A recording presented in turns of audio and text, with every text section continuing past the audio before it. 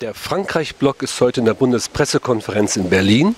Neben mir sitzt der Deutschland-Korrespondent von Le Monde, Frédéric Lemaître. Bonjour, monsieur. Bonjour. Monsieur, comment interprétez-vous le résultat et la portée du référendum en Grèce du 5 juillet? C'était une victoire apparente pour Alexis Tsipras.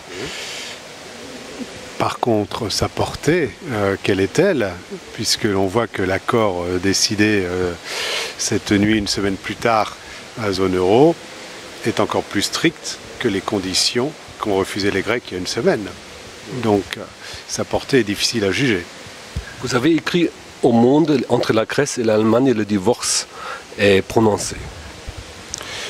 Oui, et ce qu'on voit, c'est qu'il y a quand même, et la chancelière l'a dit, l'Allemagne ne fait plus confiance au gouvernement grec.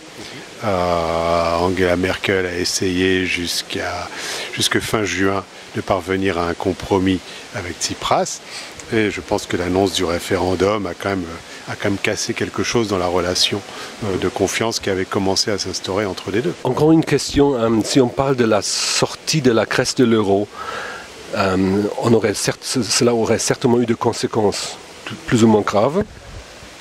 Alors là, il y a les deux possibilités, personne n'en sait rien. Il y a l'école allemande qui estime que ça aurait eu peu de conséquences économiques, voire politiques, et même que ça aurait renforcé la zone euro, qu'il vaut mieux une zone euro à 18 forte qu'une zone euro à 19, dont un des membres affaiblit cette zone en ne respectant pas ses règles. C'était la position de l'Allemagne, notamment de Sigmar Gabriel, explicitement le 29 juin.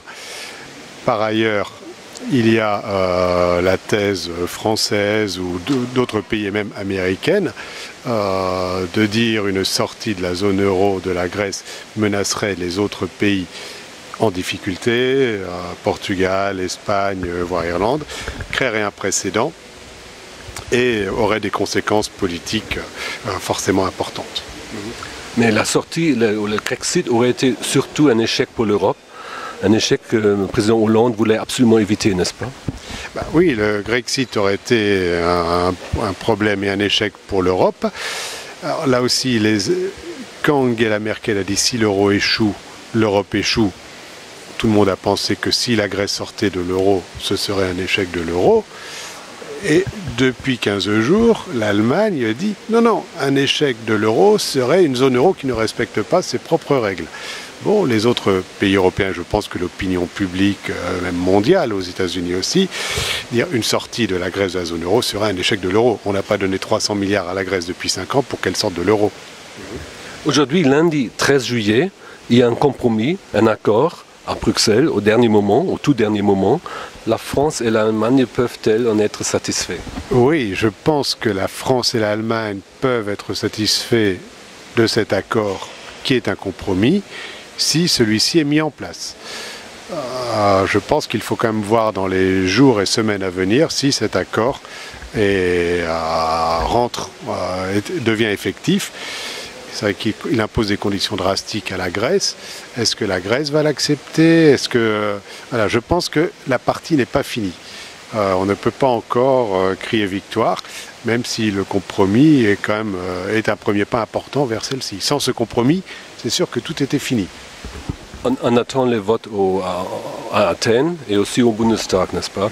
La messe n'est pas encore dite. Non, la messe n'est pas encore dite, loin de là. S'agit-il d'un compromis aujourd'hui ou plutôt d'un accord? Les membres opposés au compromis ont finalement suivi la France. Oui, je pense qu'au niveau européen, tout accord est un compromis, par définition. Là aussi, on a deux visions possibles du compromis. En France, on est habitué à un régime régalien et avec un président qui décide, et le compromis est souvent qualifié de lâche. En Allemagne, le compromis, c'est l'aboutissement de la démocratie. Et c'est un terme plutôt positif. Donc là, nous avons un compromis évident. Effectivement, je pense qu'une grande partie des Allemands, y compris des dirigeants allemands, peut-être pas d'Angela Merkel, mais étaient favorables à une sortie de la Grèce de la zone euro. Et François Hollande est parvenu à maintenir la Grèce dans la zone euro, mais au prix de concessions importantes. Le 12 juillet, vous avez écrit au Monde Je cite, « L'Allemagne, contrairement à la France, ne fait pas confiance à Athènes pour la mise en œuvre de ces réformes. De plus, elle les juge insuffisantes. » Alors Mme Merkel a un peu bougé maintenant ou... Oui, que l'Allemagne jugeait les réformes proposées par la Grèce insuffisantes, c'est clair et c'était dit explicitement. Après, je pense aussi qu'elle ne faisait pas confiance à la Grèce pour les mettre en œuvre. Oui, elle a bougé. On le voit avec ce fonds, ce Trojans Fund, voilà, de privatisation. Contrairement à ce que voulait l'Allemagne, il ne sera pas basé au Luxembourg, mais en Grèce. Il sera géré par les Grecs, mais sous l'autorité ou sous la supervision des autorités européennes. Donc, manifestement, les Grecs vont être suivis de très très près. Mais Mme Merkel a aussi besoin de ça pour convaincre le Bundestag, c'est clair. Regardant le film d'hier soir, M. Hollande arrivait à Bruxelles et disait, je le cite, « L'enjeu n'est pas seulement la Grèce, l'enjeu c'est l'Europe. Et la France va tout faire pour trouver un accord ce soir. » Ensuite, Mme Merkel avait dit, il y aura des discussions dures, il n'y aura pas d'accord à tout prix. Des dissonances franco-allemandes à ce moment-là? Non, je pense qu'il y avait des dissonances sur le point de départ. Effectivement, la France voulait un accord et la chancelière ne voulait pas d'accord à tout prix et peut-être était prête à prendre le risque d'un Grexit, mais les deux savaient, je crois, où ils voulaient arriver et ils avaient quand même, je pense que leur objectif final était commun. Lecteur passionné du Monde que je suis, j'ai lu que vous avez constaté le 12 juillet au Monde le dossier grec divise Berlin et Paris. Pour ajouter tout de suite, le gouvernement allemand ne voit pas d'un mauvais œil l'aide apportée par Paris à la Grèce et que le gouvernement d'Alexis Tsipras formalise ses propositions. Après tout, un certain partage de travail? Oui, en l'occurrence, c'est un peu ce qui s'est passé. Jusqu'il y a 10 jours, c'était la Commission européenne qui aidait techniquement le gouvernement grec. Après l'espèce de rupture qu'il y a eu entre Jean-Claude Juncker et Alexis Tsipras, c'est la France qui a pris le relais depuis le soir du référendum. Ici, beaucoup d'Allemands, y compris au gouvernement, étaient un peu choqués par l'aide que le Trésor français a fournie à la Grèce, mais officiellement, ce n'est pas la position du gouvernement. Le porte-parole d'Angela Merkel dit que tout ce qui pouvait aider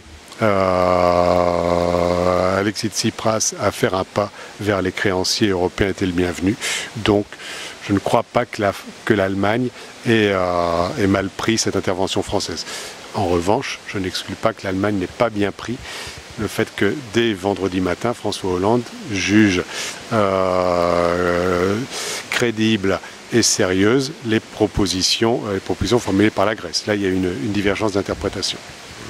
Qu'est-ce qui a rendu, en fait, les négociations à Bruxelles si difficiles cette nuit? Les négociations étaient supposées étudier les propositions grecques pour rester dans l'euro, et finalement, ils ont étudié les propositions allemandes. Donc, effectivement, il fallait quand même passer des unes aux autres, ce qui n'était pas si évident. Et voilà, je crois que c'était ça quand même la difficulté. La coopération franco-allemande est sortie indemne de cette nuit? Bien, on verra, c'est un peu trop tôt pour le dire.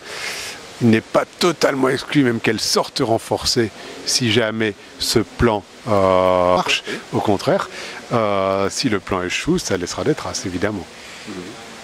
Cette nuit va-t-elle modifier dans l'avenir la gestion de l'euro? Ce serait enfin l'occasion de réformer les structures ou introduire une gestion européenne de la monnaie qu'on a omis ou oublié il y a 25 ans?